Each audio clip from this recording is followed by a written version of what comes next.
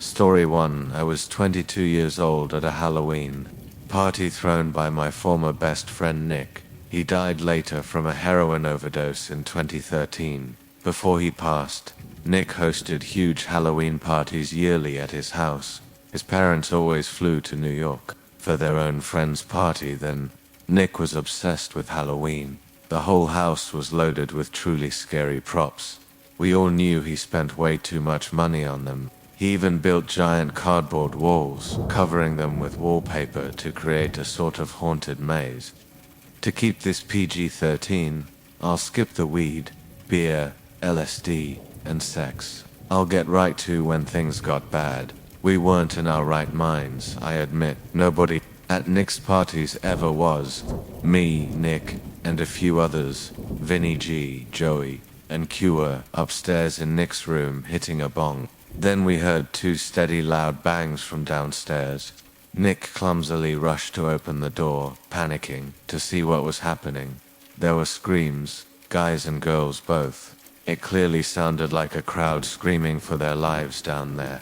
We all yelled for Nick to come back in and shut the door. Even high, we knew what was happening. Nick ran back, shut and quietly locked the door. He turned to us with the face of someone who just saw murder. "What did you see? What's going on?" We shouted. He told us to hide first. We knew why. We stopped asking questions. Nick hit the lights and hid in the closet with Joey. I hid under the bed with Q. Vinny G hid in a storage box. The blasting music downstairs stopped. A grown man screamed at everyone to shut up.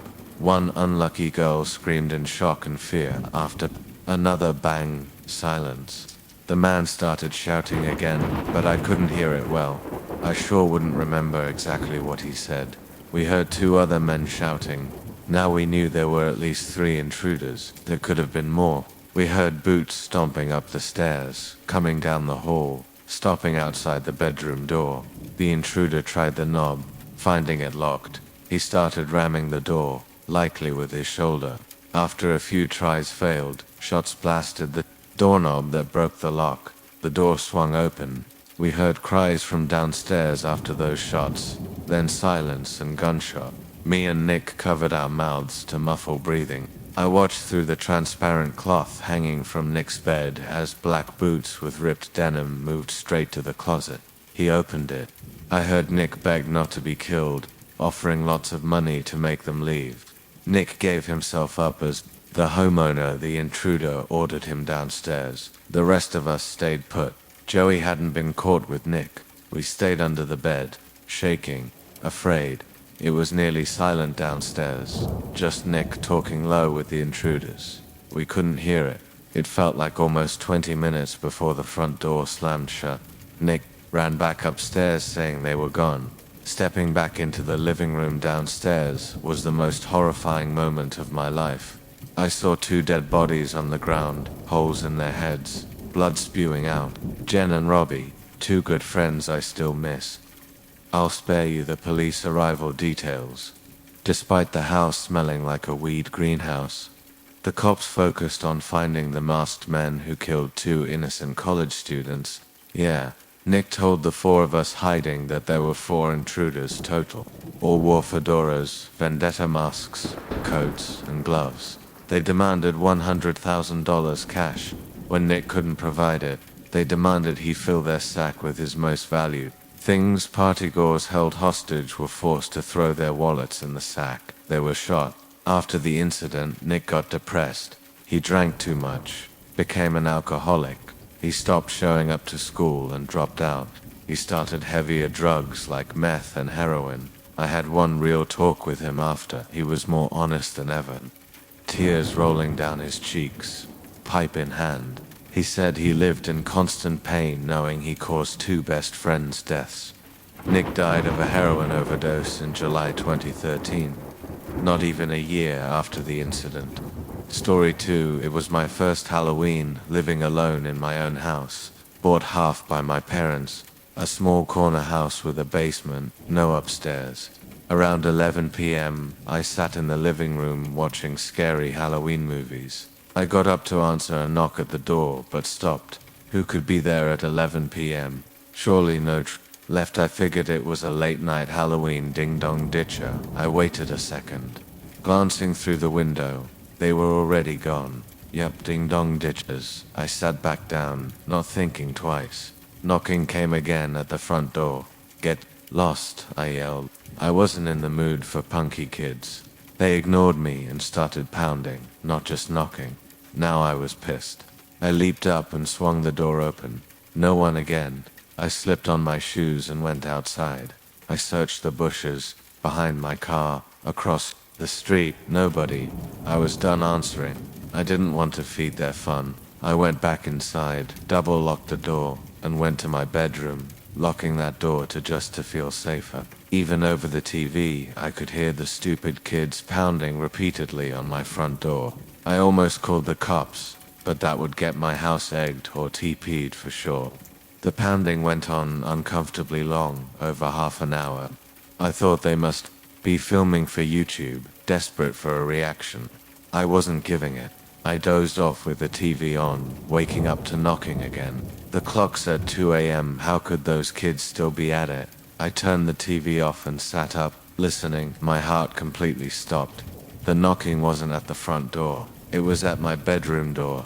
I jumped out of bed, looking madly around. My room for a weapon. They knew I was awake. They tried the knob, trying to bust the door down. These weren't kids. By some miracle, I got an idea, a long shot, but all I had. I turned on my speaker system receiver, plugged in my iPhone, opened YouTube, typed 45 gunshot sound effect, turned up the volume, and pressed play. A gunshot sound echoed from the speakers. It sounded real enough. I paused after the first shot and yelled, "That was a warning shot. Leave now or I won't hesitate to shoot you in the head." It worked. I heard 2 pairs of footsteps stomping over my wood floors and out the front door. I waited, then peeked out my bedroom door.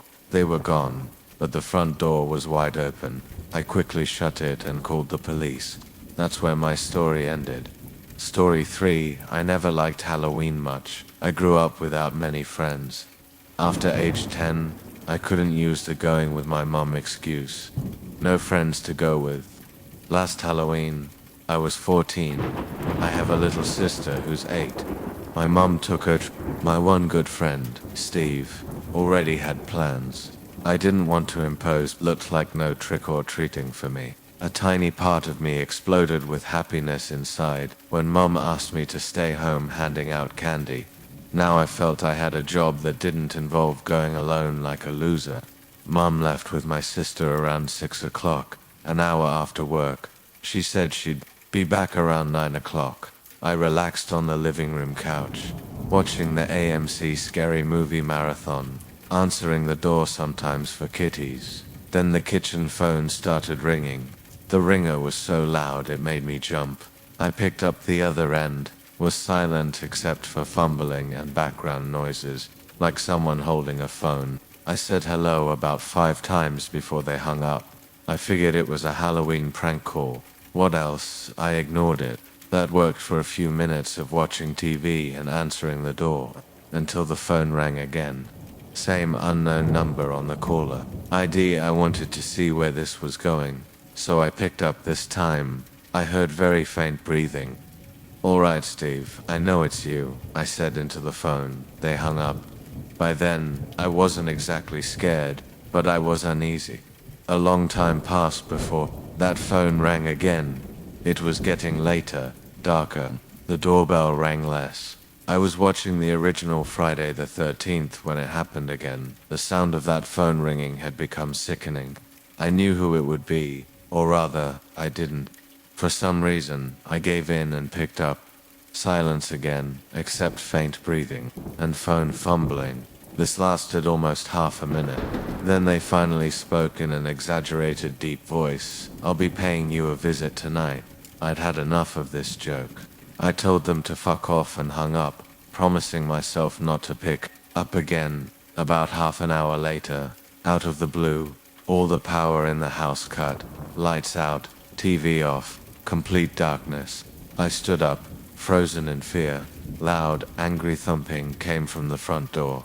I lost it and screamed like a girl, but then something came from outside. Laughter, I recognized it. I opened the door. There he was, Stephen. I shoved him nearly down the steps, angry. So that was you making those dumb phone calls? I asked. He nodded, laughing. I didn't sound like you on the phone. Let me hear that voice, I said. What? He seemed confused. I didn't say anything, you idiot. I just called and did heavy breathing. I thought he was lying. Then my heart dropped. I had him follow me to the fuse box outside. Just as I feared, it was opened. All the wires had been snipped. We ran back into that house faster than Olympic champions. I called my mum. She told us to stay inside and wait for the police, who she called. The call was traced to a payphone outside a nearby bar. I still wonder, was it just a dumb Halloween prank gone too far? Or was it a potential break-in and God knows what else waiting to happen? I don't think I ever want to find out. Story 4. When I was younger, my friends and I trick-or-treated every year. One particular year, as we were out, we passed a man standing still wearing a mask and holding a lantern. As we walked past, he turned his whole body around and followed us with his eyes. We were creeped out, but there were lots of people around, so we went to the next house. My friends and I saw him over and over as we moved. Story 3. I never liked Halloween much. I grew up without many friends. After age 10, I couldn't use the going with my mom excuse. No friends to go with. Last Halloween, I was 14. I have a little sister who's 8. My mom took her. My one good friend, Steve, already had plans. I didn't want to impose. Looked like no trick-or-treating for me. A tiny part of me exploded with happiness inside when Mom asked me to stay home handing out candy. Now I felt I had a job that didn't involve going alone like a loser. Mom left with my sister around 6 o'clock, an hour after work. She said she'd be back around 9 o'clock. I relaxed on the living room couch, watching the AMC scary movie marathon, answering the door sometimes for kitties. Then the kitchen phone started ringing. The ringer was so loud it made me jump. I picked up the other end. Was silent except for fumbling and background noises, like someone holding a phone. I said hello about 5 times before they hung up. I figured it was a Halloween prank call. What else? I ignored it. That worked for a few minutes of watching TV and answering the door, until the phone rang again. Same unknown number on the caller ID. I wanted to see where this was going, so I picked up this time. I heard very faint breathing. "All right, Steve, I know it's you," I said into the phone. They hung up. By then, I wasn't exactly scared, but I was uneasy. A long time passed before that phone rang again. It was getting later, darker. The doorbell rang less. I was watching the original Friday the 13th when it happened again. The sound of that phone ringing had become sickening. I knew who it would be, or rather, I didn't. For some reason, I gave in and picked up. Silence again, except faint breathing and phone fumbling. This lasted almost half a minute. Then they finally spoke in an exaggerated deep voice. "I'll be paying you a visit tonight." I'd had enough of this joke. I told them to fuck off and hung up, promising myself not to pick up again. About half an hour later, out of the blue, all the power in the house cut, lights out, TV off. Complete darkness. I stood up, frozen in fear. Loud, angry thumping came from the front door. I lost it and screamed like a girl, but then something came from outside. Laughter, I recognized it. I opened the door. There he was, Stephen. I shoved him nearly down the steps, angry. "So that was you making those dumb phone calls?" I asked. He nodded, laughing. "I didn't sound like you on the phone. Let me hear that voice," I said. "What?" He seemed confused. I didn't say anything, you idiot. I just called and did heavy breathing. I thought he was lying. Then my heart dropped. I had him follow me to the fuse box outside. Just as I feared, it was opened. All the wires had been snipped. We ran back into that house faster than Olympic champions. I called my mum. Story 6. This happened on Halloween night. I took my 7-year-old daughter Jamie trick-or-treating for a few hours. When we got back, I cooked dinner. We watched TV together. Then I sent her to bed. I was especially tired that night, so I brushed up and went to sleep shortly after. My daughter entered my room saying someone was in her closet. I assured her there wasn't. She wanted to sleep with me, but I told her again she was safe in her room. She reluctantly went back and shut the door. I decided that if she came back, I'd walk her to the closet and show her no one was there. Sure enough, 5 minutes later she came back. I asked why she thought someone was there. She said she heard someone moving around and things falling over. Honestly, that made my heart jump. I walked her to her room and turned on the lights. Jokingly, I asked, "Is anybody in there?" We stood and listened. I didn't expect to hear anything. There it was, a thud from inside the closet. I screamed at Jamie to run to the neighbors and call the police. As she did, I swung the closet door open. I was shocked to find the neighbor's son, Randy, sitting on my daughter's Lego box. I grabbed him by the collar and yanked him up aggressively. I walked him angrily back to his parents' house next door. I found Jamie ringing their doorbell. When they answered, I shoved Randy inside right into his father. I explained everything. I said I wouldn't press charges, but if I ever caught him near my daughter again, they'd all be sorry. Randy's dad, Mark, slapped him across the face. He asked me to come inside so Randy could explain. Me and Jamie both went in. Apparently, while I was taking Jamie trick-or-treat reading, he'd snuck into our house through an open window and hid in her closet with his friend, Daryl. I asked if Daryl was still in my house. He said yes. I told Jamie to wait with Mark. I ran back into my house. Right as I entered, there he was. This Daryl kid, uglier and shadier than Randy. He had my daughter's underwear in his hand. What I did next was pure, fatherly protective anger. I grabbed the little shit by the throat, threw him to the floor, and slapped him 4 times in the face.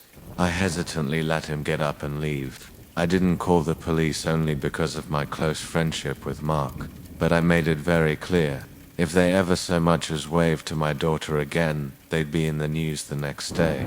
We went back to sleep. I let Jamie sleep with me after that. She was horrified. The next morning, I found a small drill hole in her closet door. The sick, little bastards had been spying on my daughter while she slept, playing with her underwear. Maybe you only grasp the horror if you're a parent. Many days I think I made a mistake not calling police. I still could. Nothing happened since, and I figure I shouldn't create more trouble now. Jamie's 13. That creep Randy has gone away. To college. Story 7. We had just moved into our large new house in Mississauga, Ontario, an area called Winston Churchill. It was Halloween night. My parents, my 4 sisters, my brother, and I were unpacking in our new bedrooms. We finished and talked about leaving old schools and friends behind. Mum called us for chores. I was exhausted. It was 11:30 p.m., way past trick-or-treating time, and now chores. It seemed to take forever. When done, I went to my bedroom to sleep. I heard footsteps in the upstairs hallway, thinking it was my brother or sister. I got up to shout at them for bothering me, but as far as I could tell, no one was there. I rushed down to the basement where my parents, sister and brother were considerately working. I asked if anyone was upstairs. They all said no. I was pretty freaked out but shrugged it off as imagination. I went back to my now freezing cold bed. I had to put on a sweater. It was just too cold.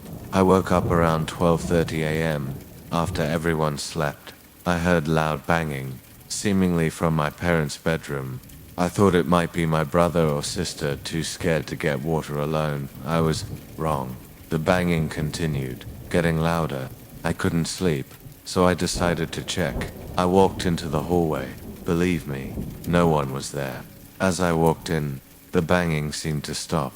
I stared at the door a moment, then went back to bed. After a couple of minutes, the banging started again.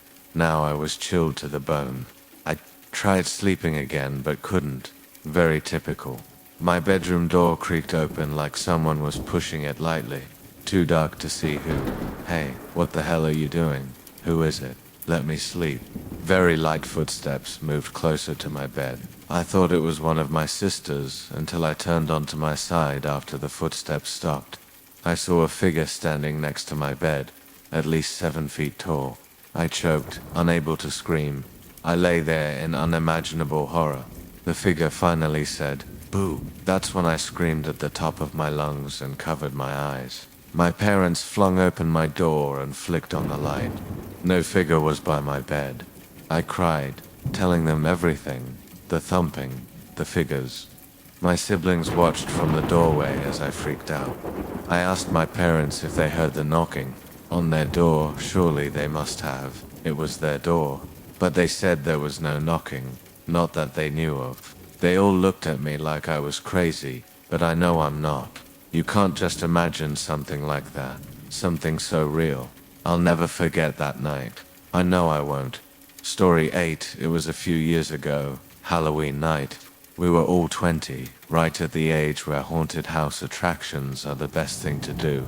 This one was called Scare House, Journey to the Basement or something. It only ran for 4 straight years.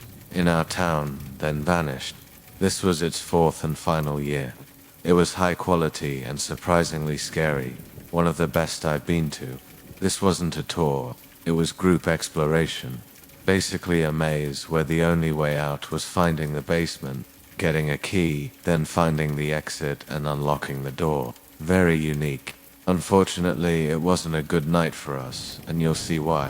We started in the house's living room. To describe it, a giant open coffin sat right in the middle. Very convincing spiderwebs covered every corner. All furniture looked antique and dusty. Blood was stained on the creaky wood floor. We knew right away this would be great. The next room was the dining room. That's where things got creepy. Rooms after that were dimly lit by fake lanterns on the walls. Actors jumped out in horrifically convincing costumes as expected. They still got me every time. We spent ages going in circles finding the basement. It wasn't a real open house. It was designed like a maze with many rooms and fake doors. It took forever to find the basement door. I admit I was nervous going down there. It was pitch black. We started thinking it might be an employees-only prop area. It was just too dark. Cell phones were strictly forbidden, so we couldn't use them as lights. To get out, we had no choice but to go down. Each step creaked worse than fingernails on a chalkboard. We laughed, telling each other how freaked out we were. I had my hands out searching in the complete darkness. I banged into somebody. "Sorry," I said, expecting a friend. No answer. Whoever I bumped into placed their hand on my shoulder.